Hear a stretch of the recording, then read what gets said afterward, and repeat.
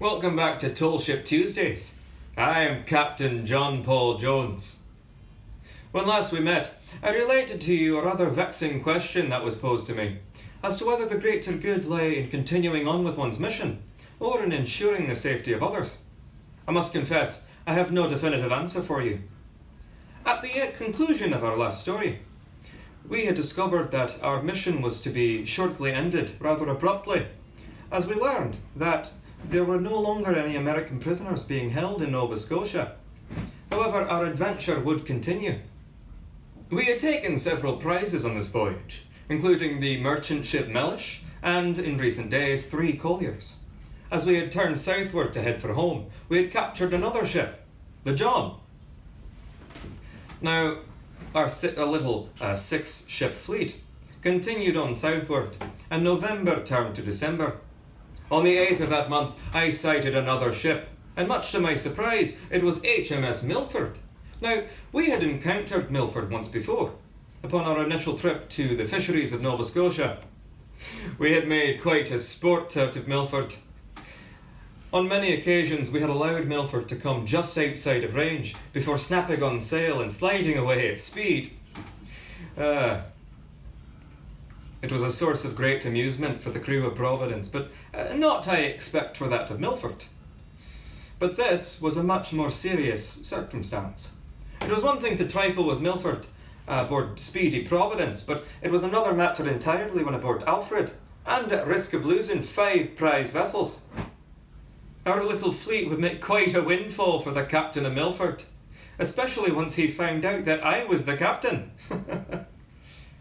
I signalled for John to come alongside and stay close by for mutual protection, but how was I to protect Mellish and the 3 colliers? Well, as night descended, I devised a plan that I thought would be quite clever. I ordered the 4 ships on a divergent course, under cover of darkness, and for them to pay no mind to any signals coming from Alfred, as these would be meant to deceive. We hoisted up a bright headmast lamp, a light that would entice the attention of the captain of Milford to follow us, while not realising that 4 of our ships had disappeared into the night. If all went well, their prize crews would guide them safely into harbour. At dawn the next morning, I thought, we looked around, and it was much to our delight that we discovered that our mission appeared to have been successful, as there was no sight of the other ships, and Milford was just within range. We fired a broadside to show our fighting spirit, but we had no desire to engage with one of His Majesty's ships, and so we hoisted every inch of our canvas and quickly made our escape. Alas, the John had not been so fortunate. It had been recaptured by Milford, as had 2 of the colliers, it turns out.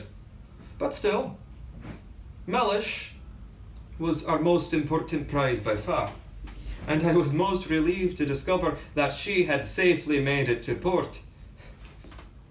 We ourselves made port at Boston, where Alfred was to be overhauled for the winter. Now, why Boston and not Rhode Island, you might ask? Well, an excellent question, as one might expect us to rendezvous with the sloop Providence, still under my command. The answer to that question is most astounding, as while we were still at sea, we received intelligence that the British fleet had blockaded Newport Harbour. Yes, I see you are just as surprised as we were. But that's a story for another day. For now, I leave you with these thoughts to ponder. How does one know if a mission has been a success or a failure?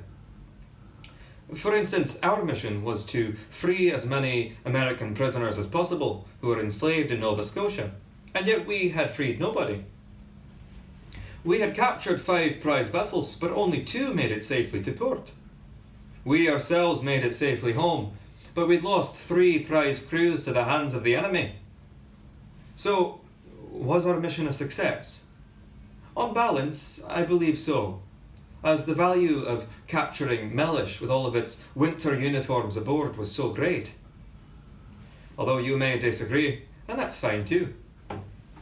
Anyway, I thank you very much for your time, and I look forward to the next time you join me here, where I can share with you a bit about some of the mischief that Providence got up to behind the British blockade. I thank you very much, and I bid you a good day.